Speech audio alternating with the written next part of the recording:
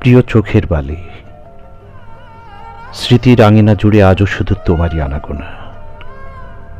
আধারে হারিয়ে যাওয়া অসীম শূন্যতার মাঝেও হৃদয় মন্দির জুড়ে তুমি আছো। তাই তো নিস্তব্ধ রাতের বিষণ্ণতার অন্ধকারে আলো খুঁজে চলেছি নীরবে সঙ্গোপনে। কারণ সমস্ত অস্তিত্ব জুড়ে অনুভব করি সেই চিরচেনা মানুষটিকে। তোমাকে আমি চোরাবালি এই নামে সম্বোধন করে ডেকেছিলাম সেই প্রথম দিন হতে। কেন জানো? বুঝতে পেরেছিলাম আমি তোমার আজন্মকালের শত্রু, অথচ তুমি আমার ভীষণ প্রিয়। তুমি হেসে বলেছিলে, শত্রু অথচ ভীষণ প্রিয় হয় নাকি কখনো? ভাগ্যের নির্মম পরিহাসে আজ আমি শত্রু হয়েই রয়ে গেলাম তোমার কাছে।